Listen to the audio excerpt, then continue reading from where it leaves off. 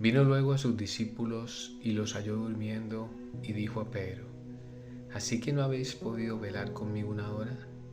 Velad y orad para que no entréis en tentación. El espíritu a la verdad está dispuesto, pero la carne es débil. Mateo 26, versos 40 al 41, Reina Valera del 60. Desde hace un tiempo Dios ha estado llamando mi atención con respecto a la importancia de la oración, pues debo confesarles que no soy una persona que permanezca en constante comunión con Dios. Durante un buen tiempo intenté hacerlo en mis fuerzas, y al igual que Pedro y los hijos de Zebedeo fracasé, incluso cuando el Espíritu Santo ya me había revelado la importancia de seguir el ejemplo de Jesús, de permanecer en constante comunión con el Señor. Tristemente, esto no solamente me ha pasado a mí, sino a gran parte de los creyentes, no solo con respecto a la práctica de la oración, sino en general, en todo lo que respecta el vivir de una manera que le agrade a Dios. Un escritor de un estudio manifiesta dos ideas erróneas que algunos creyentes tienen con respecto a este último punto. La primera muestra cómo el creyente piensa de manera equivocada.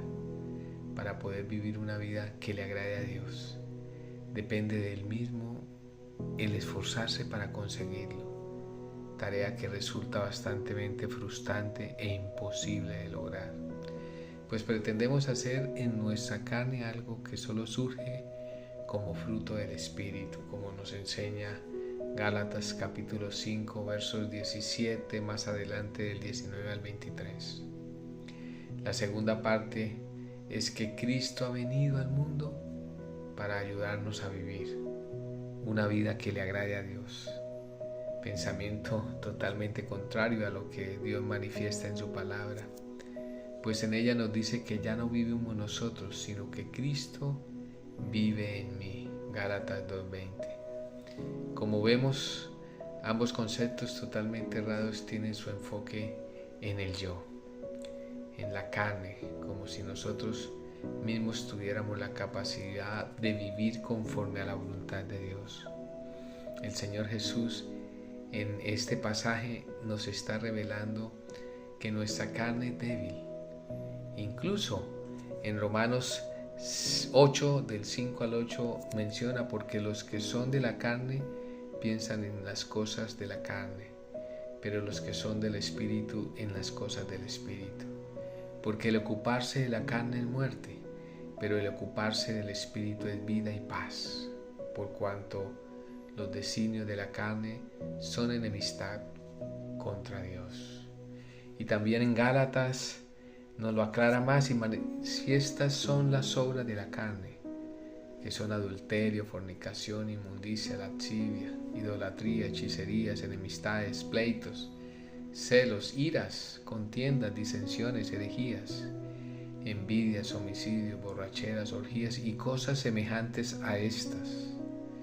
Se nos enseña que la carne solo desea y busca satisfacer sus propios deseos, de los cuales son contrarios a la voluntad de Dios. Entonces comprobamos a través de las Escrituras en este día que para poder vivir de la manera en la que Jesús lo hizo, necesitamos andar en constante comunión con Él a través del Espíritu. Oh Señor, podemos entonces en este momento preguntarnos: ¿cómo puedo experimentar de manera práctica esta vida diaria, esta importancia y lo que significa andar en el Espíritu? Y solamente podemos recibir de esa vida cuando estamos a solas con Él, en intimidad con Él, cuando vamos a su encuentro y le vemos y le contemplamos su hermosura, su santidad, los atributos de Él que realmente deben ser formados en nosotros. Oh amado Señor, gracias, porque tú, Señor, nos impulsas cada día para que nos parezcamos más a Jesús, a través de la obra de tu Espíritu en nosotros. Padre, ayúdame a entender por qué es tan importante permanecer en constante comunión contigo.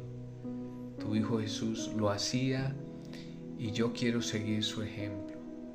Pues si Él veía la necesidad de estar constantemente en oración, ¿por qué yo he de hacer lo contrario?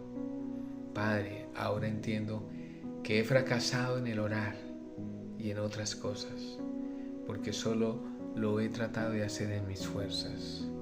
Gracias por revelarme mi equivocación y mostrarme el camino correcto para ser un verdadero imitador de tu Hijo Jesús. Gracias, Padre. Amén.